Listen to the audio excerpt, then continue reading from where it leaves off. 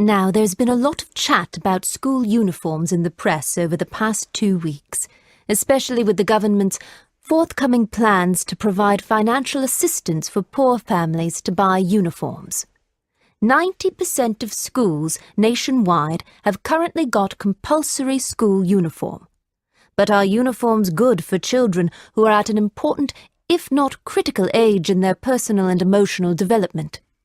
Do they damage personal identity in any way?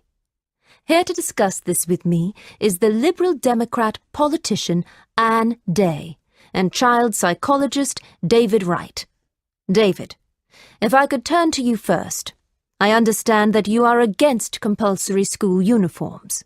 Yes, I am, Polly. The one great thing that every child needs to learn is that everyone is different, that everyone has their own unique identity, and that tolerance and understanding are the keys to success. Besides, making everyone wear the same clothes is not going to stop children judging each other. In fact, kids can be taught to be open to all sorts of people.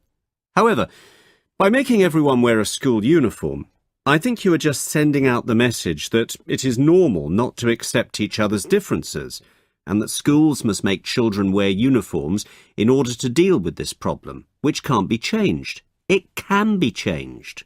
But the problem, David, is that children can be very superficial and mean to each other. It is also a question of fairness and equality. Just on the level of clothes, if some children can wear designer labels and other parents can't afford them, is that fair on the children? Apart from the fact that it's much cheaper to buy a school uniform than to dress your child in their favourite clothes day in and day out, I think children actually like their school uniforms. I'm pretty sure that if you asked any 13-year-old girl if she liked her uniform, she'd say no. We all know the power of youth culture and the different subcultures in fashion and music that they follow. There's no reason why we should take this away from them when they are in school by imposing a dress code. We must allow teenagers to find their own personal identity. Oh, and the economic argument. Well, that depends on the school. Some uniforms are actually very expensive, and then you still have to buy your kids' clothes for the weekend.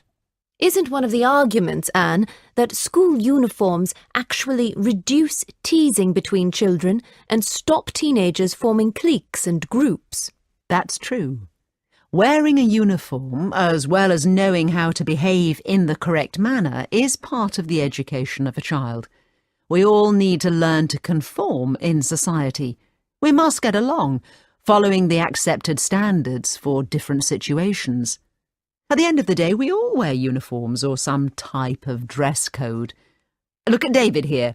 He's clean-shaven, well-dressed, and in a suit. People wear suits to make a good impression and to say something about their social status, role, or job. Let's face it, it's important to wear the right clothes for the right occasion. You wouldn't expect your doctor to turn up in swimming trunks. But there's one important thing we're not discussing here, and that's the security of children at school. What do you mean? Well, we keep hearing stories about intruders entering schools. With uniforms, you can see quickly who's a student and who isn't. On school trips, you can also easily identify children from a school in busy areas. Well, I'm really not sure about the intruder argument. It seems an unlikely scenario, and children should not be treated like sheep. Look, this is the main point. Uniform promotes prejudice. For example, if you see groups of children in the street, it's easy to say which ones go to the local state school and which ones go to the posh private school with the blue ties and designer shorts. Listen, uniforms don't teach children how to deal with people who are different, both in and outside school. And this is the most important